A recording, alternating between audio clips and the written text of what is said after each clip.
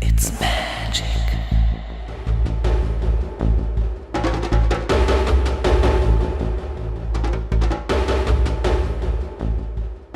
It's magic.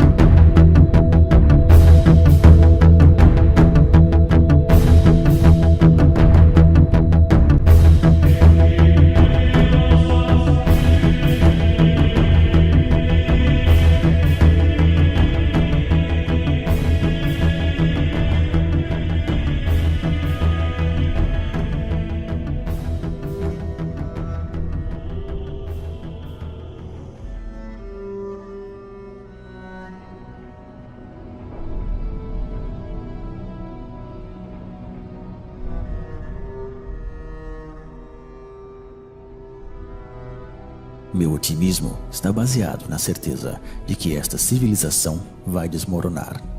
Meu pessimismo em tudo aquilo que ela faz para arrastar-nos em sua queda.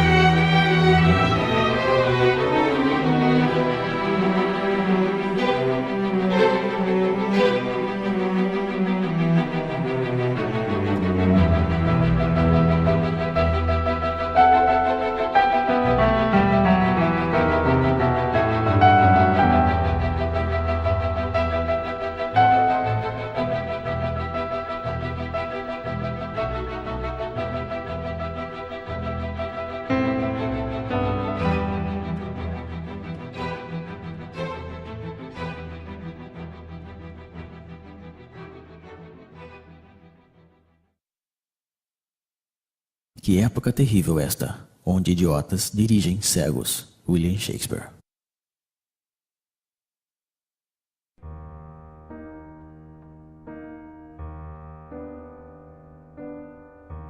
A servidão moderna é uma escravidão voluntária, aceita por esta multidão de escravos que se arrastam pela face da terra.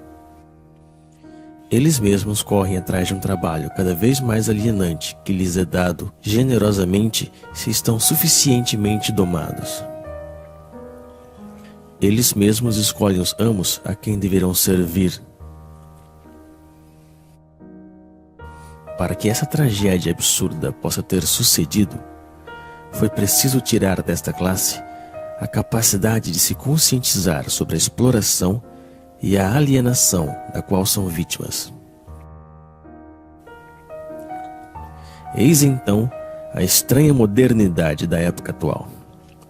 Ao contrário dos escravos da antiguidade, aos servos da Idade Média e aos operários das primeiras revoluções industriais, estamos hoje frente a uma classe totalmente escrava, que, no entanto, não se dá conta disso, ou melhor ainda, que não quer enxergar.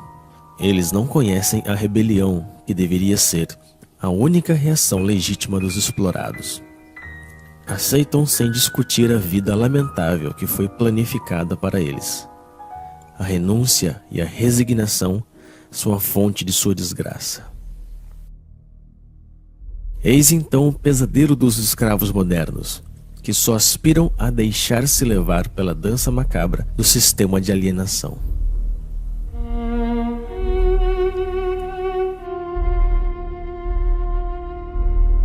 A opressão se moderniza, estendendo por todas as partes as formas de mistificação que permitem ocultar nossa condição de escravos.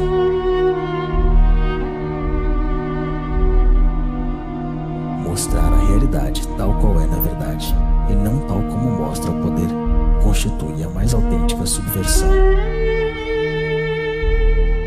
Somente a verdade é revolucionária.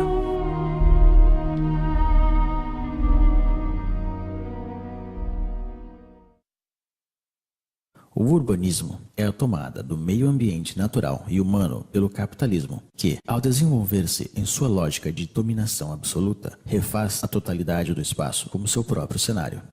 Guy Debord, A Sociedade do Espetáculo.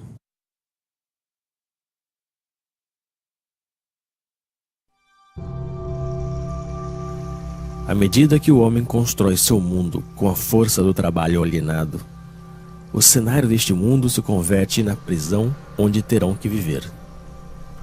Um mundo sórdido, sem sabor, nem odor, que leva consigo a miséria do modo de produção dominante. Este cenário está em eterna construção. Nada nele é estável. A remodelação permanente do espaço que nos envolve se justifica pela amnésia generalizada e pela insegurança na qual devem viver seus habitantes. Trata-se de refazer tudo à imagem do sistema. O mundo torna-se a cada dia mais sujo e barulhento, como uma usina. Cada parcela deste mundo é propriedade de um Estado ou de um particular. Este roubo social, que é a apropriação exclusiva do solo, se encontra materializada na onipresença de muros, barreiras e fronteiras. São as marcas visíveis dessa separação que invade tudo. Mas ao mesmo tempo, a unificação do espaço, de acordo com os interesses da cultura mercante, é o grande objetivo da nossa triste época. O mundo deve transformar-se em uma imensa autópsia, racionalizada ao extremo, para facilitar o transporte das mercadorias. Todo obstáculo, natural ou humano, deve ser destruído. O ambiente onde se aglomera esta massa servil é o fiel reflexo de sua vida. Se assemelha a jaulas, a prisões, a cavernas. Porém, contrariamente aos escravos e aos prisioneiros, o explorado dos tempos modernos deve pagar por sua jaula.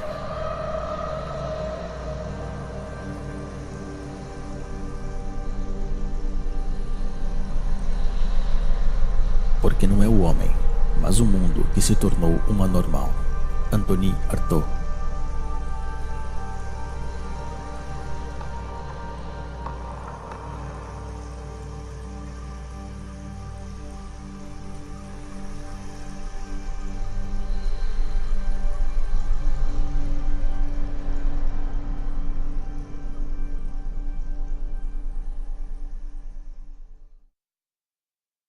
À primeira vista, a mercadoria parece uma coisa simples, trivial, evidente. Porém, analisando-a, vê-se complicada, dotada de sutilezas metafísicas e discussões teológicas. O Capital, Karl Marx. É neste lugar estreito e lúgubre, onde o escravo moderno acumula as novas mercadorias que deveriam, segundo as mensagens publicitárias onipresentes, trazer-lhe a felicidade e a plenitude. Porém, quanto mais acumula mercadorias, mais ele se afasta da oportunidade de ser feliz. Que aproveita o homem ganhar o mundo inteiro e perder sua alma? Marcos, capítulo 8, versículo 36. A mercadoria, ideológica por essência, despoja de seu trabalho aquele que a produz e despoja de sua vida aquele que a consome. No sistema econômico dominante, já não é mais demanda que condiciona a oferta, mas a oferta que determina a demanda. Então é assim que, de maneira periódica, surgem novas necessidades que são rapidamente consideradas como vitais para a maioria da população. Primeiro foi o rádio, depois o carro, a televisão, o computador e agora o telefone celular. Todas essas mercadorias, distribuídas massivamente em um curto lapso de tempo, modificam profundamente as relações humanas. Servem, por um lado, para isolar os homens um pouco mais de seu semelhante e, por outro, para difundir as mensagens dominantes do sistema. As coisas que se possuem acabam por possuir-nos.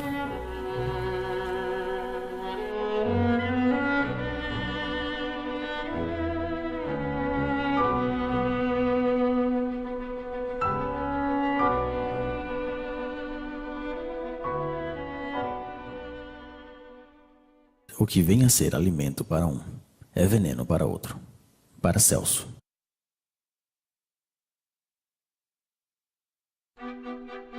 Porém, é quando se alimenta que o escravo moderno ilustra melhor o estado de decadência em que se encontra. Dispondo de um tempo cada vez mais limitado para preparar a comida que ingurgita, ele se vê obrigado a engolir rápido o que a indústria agroquímica produz. Errando pelos supermercados, à procura dos substitutos que a sociedade da falsa abundância consente em dar-lhe, só lhe resta a ilusão da escolha.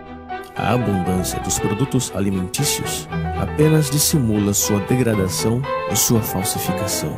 Não são mais que organismos geneticamente modificados, uma mistura de colorantes e conservantes, de pesticidas, de hormônios e outras tantas invenções da modernidade.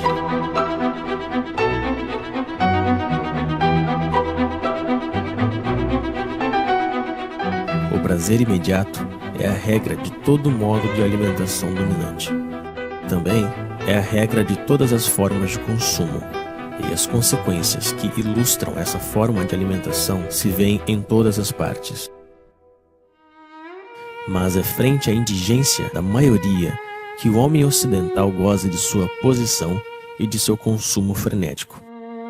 Em vista disso, a miséria está em todos os lados, onde reina a sociedade totalitária mercante. A escassez é o reverso da moeda da falsa abundância. E num sistema que promove a desigualdade como critério de progresso, mesmo se a produção agroquímica é suficiente para alimentar a totalidade da população mundial, a fome nunca deverá desaparecer.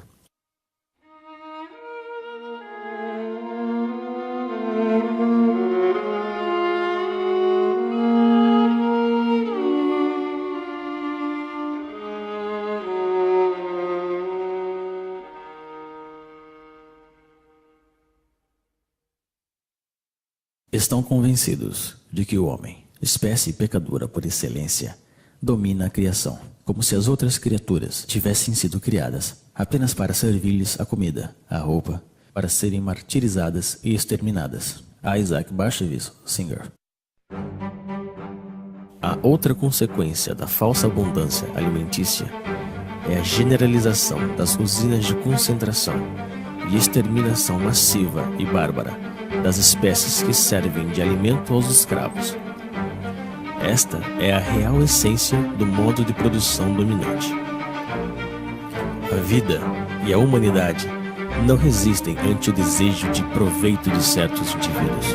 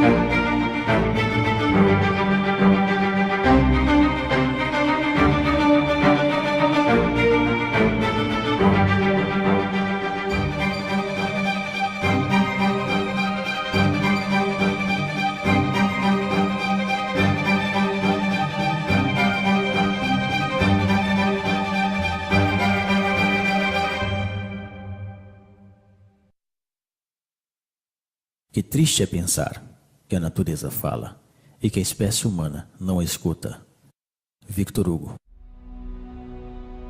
É a expoliação dos recursos do planeta, a abundante produção de energia ou de mercadorias, o lixo e os resíduos do consumo ostentoso hipotecam a possibilidade de sobrevivência de nossa Terra e das espécies que nela habitam.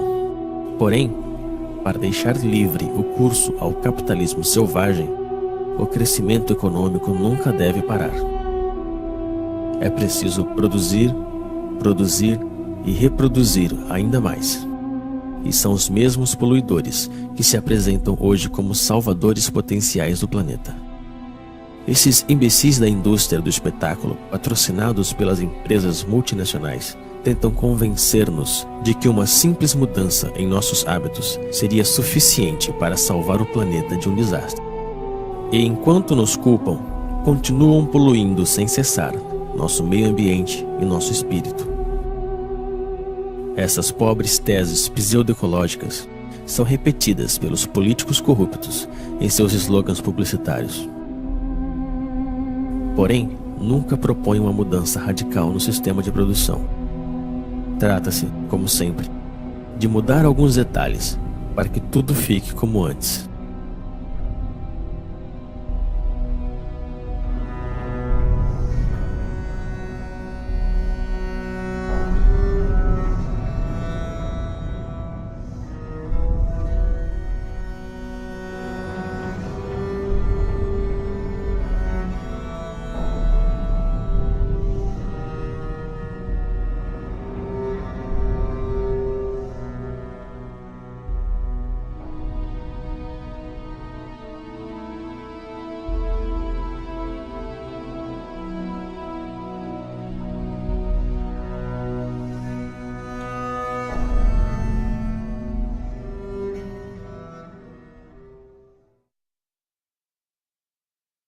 Trabalho.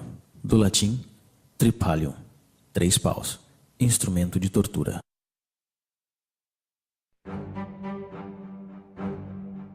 Mas para entrar na roda do consumo frenético, é necessário ter dinheiro. E para conseguir dinheiro, é preciso trabalhar, ou seja, vender-se. O sistema dominante fez do trabalho seu principal valor. E os escravos devem trabalhar mais e mais para pagar a crédito a sua vida miserável. Eles estão esgotados de tanto trabalhar, perdem a maior parte de sua energia e têm que suportar as piores humilhações. Passam toda a sua vida realizando uma atividade extenuante e insidiosa que é proveitosa apenas para alguns. A invenção do desemprego moderno tem como objetivo assustá-los e fazê-los agradecer sem parar a generosidade do poder que se mostra tão generoso com eles. Que fariam sem esta tortura que é o trabalho?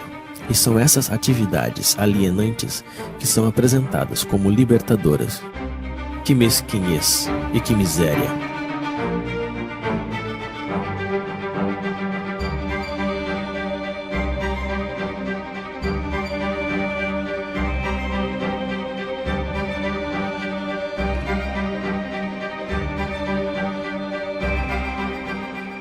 Sempre apressados pelo cronômetro ou pela chibata. Cada gesto dos escravos é calculado a fim de aumentar sua produtividade. A organização científica do trabalho constitui a real essência da desapropriação dos trabalhadores, seja do fruto de seu trabalho, mas também do tempo que eles passam na produção automática das mercadorias ou dos serviços. O papel do trabalhador se confunde com o da máquina nas usinas, com o computador nos escritórios. O tempo pago não volta mais. Assim, a cada trabalhador é atribuído um trabalho repetitivo, seja ele intelectual ou físico. Ele é um especialista em seu domínio de produção. Essa especialização encontra-se na escala do planeta, no âmbito da Divisão Internacional do Trabalho. Concebe-se no Oriente, se produz na Ásia, se morre na África. É o homem inteiro que é condicionado ao comportamento produtivo pela organização do trabalho. E fora da fábrica, ele conserva a mesma pele e a mesma cabeça. O escravo moderno teria sido capaz de se contentar de sua servidão ao trabalho, mas à medida que o sistema de produção coloniza todos os setores da vida, o dominado perde o seu tempo com lazeres, com diversões e férias organizadas. Em nenhum momento do seu cotidiano ele foge da influência do sistema, que faz parte de cada instante de sua vida. É um escravo a tempo integral.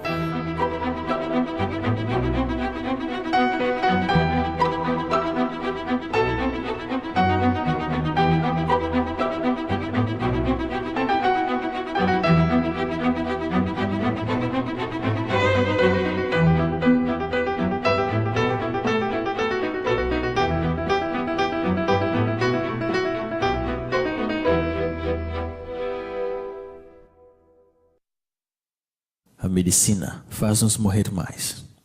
Plutarco.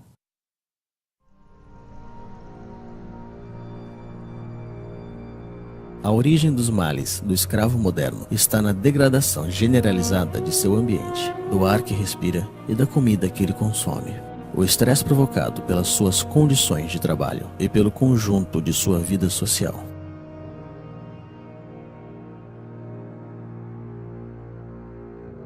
Sua condição subserviente é um mal que nunca encontrará remédio.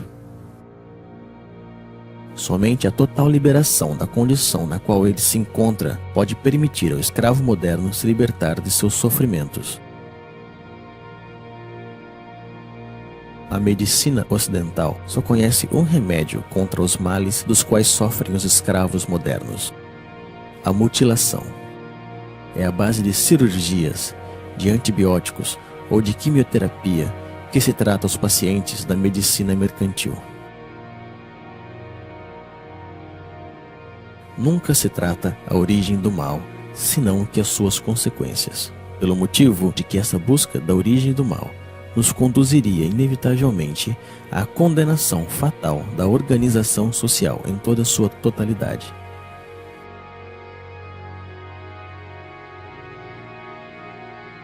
Assim como ele transformou todos os detalhes de nosso mundo em uma simples mercadoria, o sistema atual fez de nosso corpo uma mercadoria, um objeto de estudo e de experiências para seus pseudo-aprendizes de medicina mercantil.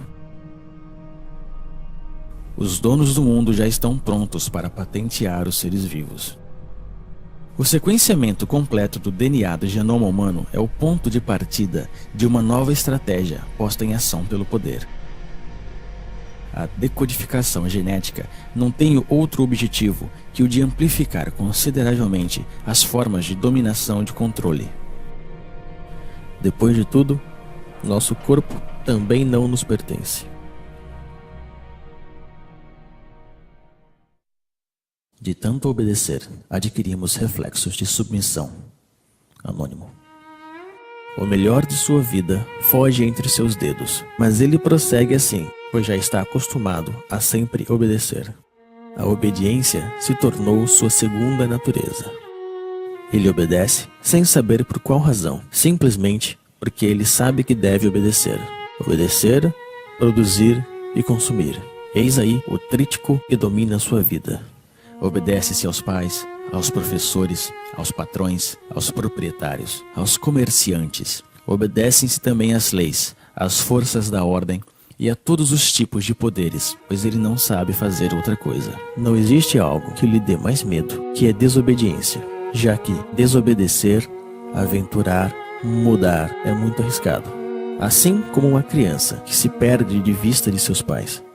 O escravo moderno se sente perdido, sem o poder que o criou. Então, ele continua obedecendo. É o medo que nos fez escravos e que nos mantém nesta condição. Baixamos a cabeça frente aos donos do mundo. Aceitamos essa vida de humilhação e de miséria somente por medo.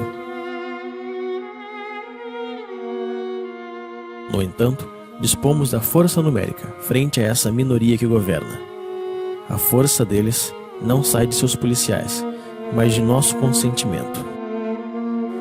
Justificamos nossa covardia diante do enfrentamento legítimo contra as forças que nos oprimem com um discurso cheio de humanismo modernizador. A rejeição da violência revolucionária está ancorada nos espíritos daqueles que se opõem ao nome dos valores que este mesmo sistema nos ensinou. Porém, quando se trata de conservar sua hegemonia, o poder não hesita em se vestir da violência. Sob um governo que prende qualquer homem injustamente, o único lugar digno para um homem justo também é a prisão. Henry David Thoreau, A Desobediência Civil. No entanto, ainda existem indivíduos que escapam ao controle das consciências, mas estão sob vigilância. Todo ato de rebelião ou de resistência está de fato assimilada a uma atividade desviada ou terrorista. A liberdade só existe para aqueles que defendem os imperativos mercantis. A oposição real ao sistema dominante, infelizmente, é totalmente clandestina. Para estes opositores, a repressão é a regra em uso. E o silêncio da maioria dos escravos frente a essa repressão está justificado na aspiração mediática e política que nega o conflito existente na sociedade atual.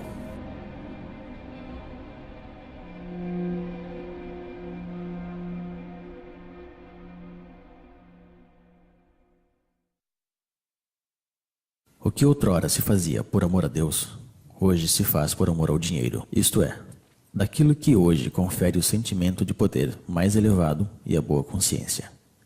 Nietzsche, Aurora.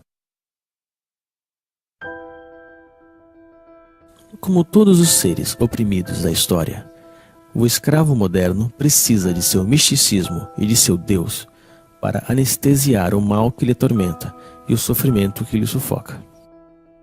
Mas esse novo Deus, a quem entregou sua alma, não é nada mais que nada. É um pedaço de papel, um número que tem apenas sentido, porque todo mundo decidiu dar-lhe.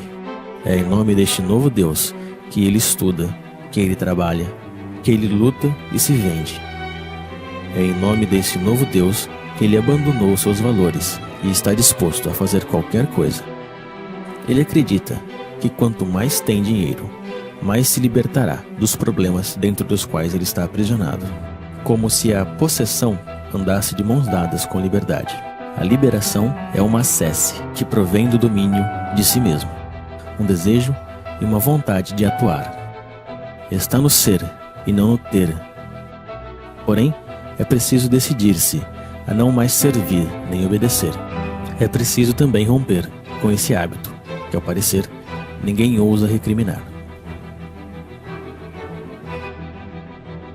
O escravo moderno está convencido de que não existe alternativa na organização do mundo atual. Ele se resignou a esta vida, porque pensa que não pode haver outra. E é aí mesmo que se encontra a força da dominação presente. Entreter a ilusão desse sistema que colonizou toda a face da Terra. É o fim da história. Convenceu a classe dominada que adaptar-se à sua ideologia é como adaptar-se ao mundo tal qual se mostra e como sempre foi. Sonhar com outro mundo se tornou um crime, criticado unanimemente pelos meios de comunicação e os poderes públicos. O criminoso, na realidade, é aquele que contribui, consciente ou não, na demência da organização social dominante. Não existe loucura maior que a do sistema atual. E, se não, fica sabendo, ó rei, que não serviremos a teus deuses, nem adoraremos a estátua de ouro que levantaste. Antigo Testamento, Daniel, capítulo 3, versículo 18. Frente à devastação do mundo real, é preciso que o sistema atual colonize a consciência dos escravos. É por isso que no sistema dominante, as forças de repressão são precedidas pela dissuasão, que desde a infância realiza sua obra de formação de escravos. Eles devem esquecer-se de sua condição servil, de sua prisão e de sua vida miserável. Basta olhar esta multidão hipnotizada frente às telas que acompanham sua vida cotidiana.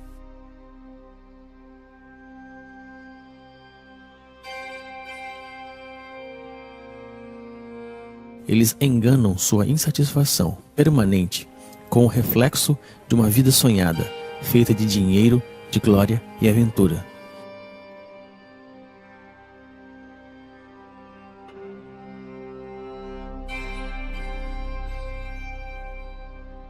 Mas seus sonhos são tão lamentáveis como sua vida miserável. Existem imagens para todos e por todos os lados. Essas imagens levam consigo a mensagem ideológica da sociedade moderna e serve de instrumento de unificação e de propaganda. Vão crescendo à medida que o homem é desapropriado de seu mundo e de sua vida.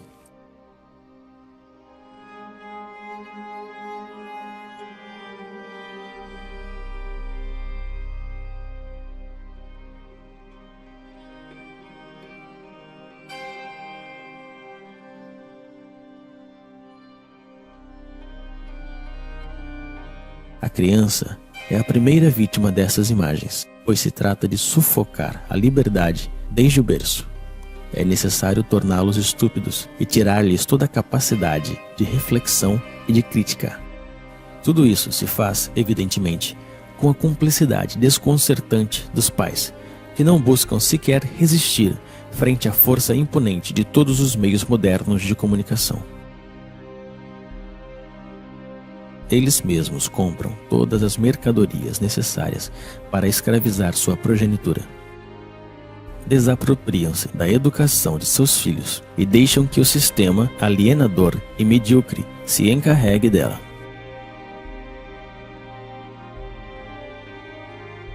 Existem imagens para todas as idades e para todas as classes sociais.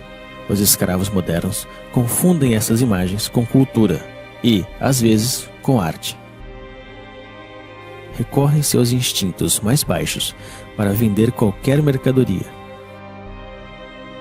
E é a mulher, duplamente escrava da sociedade atual, que paga o preço mais alto. Ela é apresentada como um simples objeto de consumo.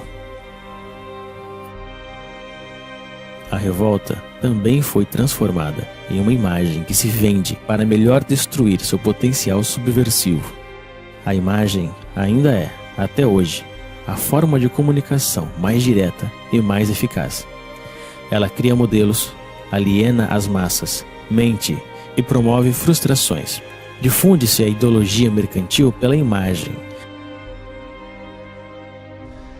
pois o objetivo continua sendo o mesmo: vender.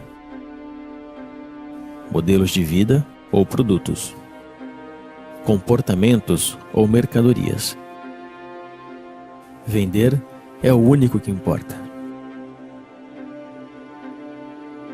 Estas pobres criaturas se divertem, mas esse divertimento só serve para distrair os mesmos do verdadeiro mal que lhes afeta. Deixaram que fizessem de suas vidas qualquer coisa e fingem sentir-se orgulhosos por isso. Tentam transmitir uma satisfação, mas ninguém acredita. Não conseguem enganar-se a si mesmos quando se deparam com o reflexo frio do espelho da vida. Assim, perdem tempo com estúpidos que lhes fazem rir e cantar, sonhar ou chorar.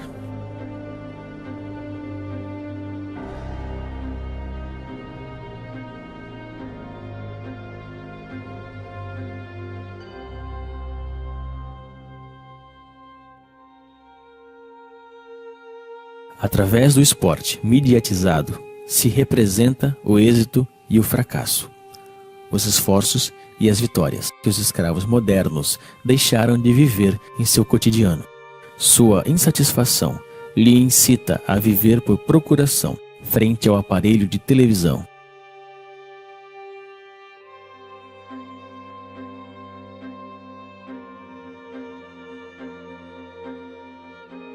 Assim, como os imperadores da Roma antiga compravam a submissão do povo com pão e jogos, hoje em dia é com diversões e consumo do vazio que se compra o silêncio dos escravos.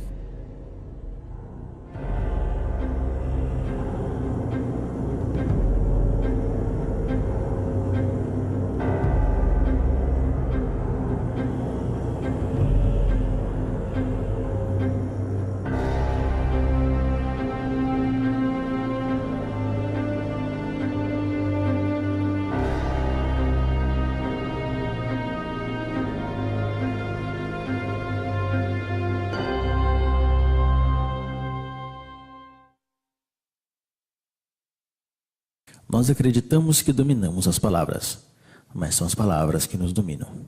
Alan Ray.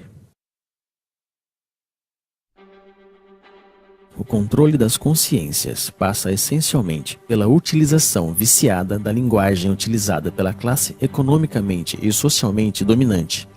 Sendo o detentor de todos os meios de comunicação, o poder difunde a ideologia mercantil, através da definição petrificada, parcial e falsa que ele dá das palavras. As palavras são apresentadas como neutras e sua definição como evidente. Porém, estando sob controle do poder, a linguagem designa sempre algo muito diferente da vida real. É, antes de tudo, uma linguagem de resignação e impotência, a linguagem da aceitação passiva das coisas tais como são e tais como devem permanecer. As palavras trabalham por conta da organização dominante da vida, e o fato mesmo de utilizar a linguagem do poder nos condena à impotência. O problema da linguagem está no centro da luta pela emancipação humana. Não é uma forma de dominação que se junta às outras, mas o coração do mesmo projeto de submissão do sistema mercantil totalitário.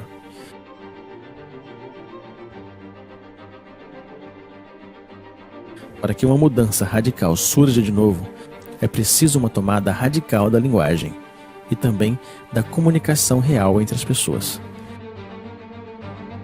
É nisso que o projeto revolucionário se une ao projeto poético.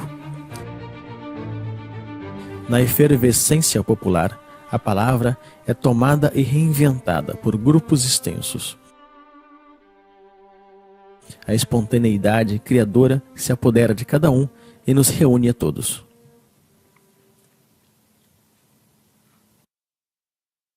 Votar é abdicar.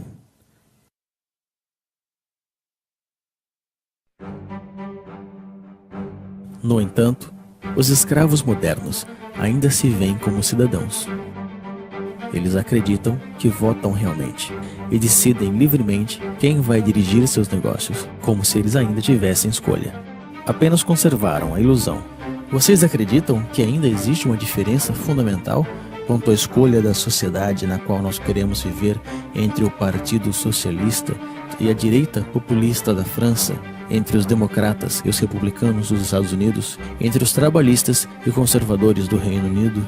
Não existe oposição, pois os partidos políticos dominantes estão de acordo sobre o essencial, que é a conservação da atual sociedade mercantil. Não existem partidos políticos susceptíveis de chegar ao poder que duvidem do dogma do mercado.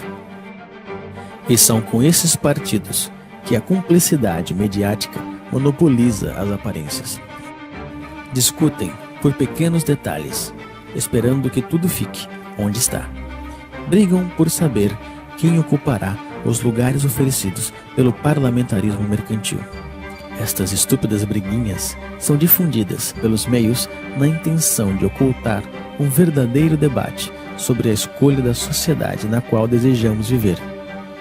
A aparência e a futilidade dominam profundamente o afronto e as ideias. Tudo isso não se parece, nem de perto e nem de longe, a uma democracia. A democracia real se define primeiro e antes de tudo pela participação massiva dos cidadãos na gestão dos interesses da cidade. Ela é direta e participativa e encontra sua maior expressão na Assembleia Popular e no diálogo permanente sobre a organização da vida comum. A forma representativa e parlamentar que usurpam o nome da democracia limitam o poder dos cidadãos pelo simples direito ao voto, ou seja, a nada. Tão real que não existe diferença entre o cinza claro e o cinza escuro. As cadeiras do parlamento estão ocupadas pela imensa maioria da classe econômica dominante, seja ela de direita ou da pretendida esquerda social-democrática. O poder não é para ser conquistado, ele tem que ser destruído. O poder é tirano por natureza, seja ele exercido por um rei, por um ditador ou um presidente eleito. A única diferença na democracia parlamentar é que os escravos têm a ilusão que podem escolher eles mesmos os mestres que eles deverão servir. O direito ao voto fez dos mesmos cúmplices da tirania esmagadora. Eles não são escravos porque existem amos, senão que existem amos porque decidiram permanecerem escravos. A natureza não criou amos nem escravos. Eu não quero dar nem receber leis. Denis Diderot. O sistema dominante se define então pela onipresença de sua ideologia mercante. Ela ocupa, ao mesmo tempo, todo o espaço e todos os setores da vida. Ela não diz nada mais que produza, venda, consuma, acumula. Ela reduziu todas as relações humanas em relações mercantes e considera nosso planeta como uma simples mercadoria. O dever que nos impõe é o trabalho servil. O único direito que ele reconhece é o direito da propriedade privada. O único Deus que ele adora é o dinheiro. O monopólio da aparência é total. Somente aparecem os homens e os discursos favoráveis na ideologia dominante. A crítica deste mundo está afogada no mar midiático que determina o que é bem ou mal e o que se pode ver ou não.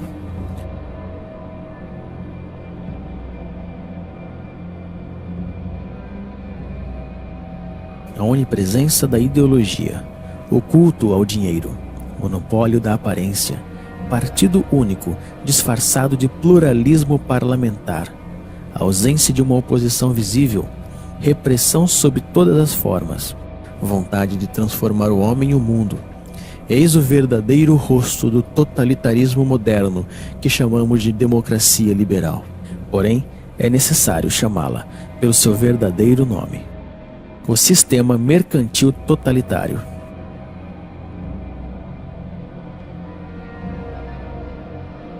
O homem, a sociedade e o conjunto de nosso planeta estão a serviço desta ideologia. O sistema mercantil totalitário realizou o que nenhum totalitarismo conseguiu fazer antes: unificar o mundo à sua imagem. Hoje, já não existe exílio possível.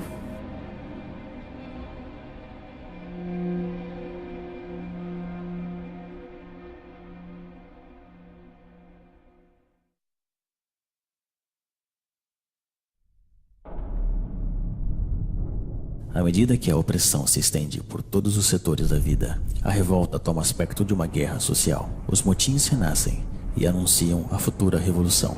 A destruição da sociedade mercantil totalitária não é um caso de opinião, é uma necessidade absoluta num mundo que já está condenado, pois o poder está em todos os lados, deve ser por todas as partes e todo o tempo, e devemos combatê-lo.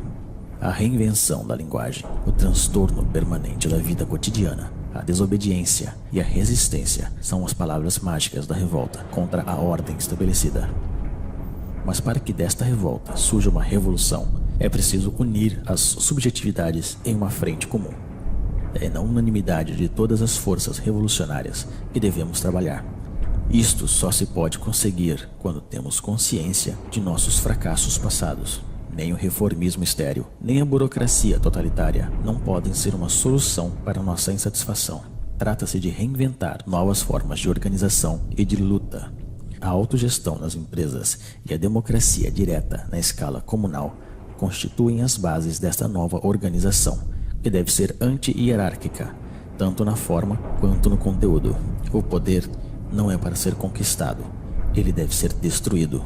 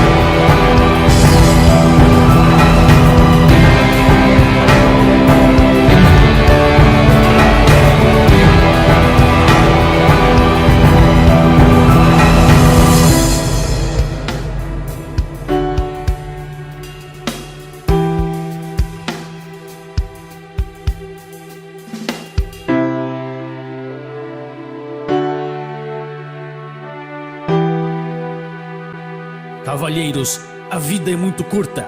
Se nós vivemos, vivemos para andar sobre as cabeças dos reis.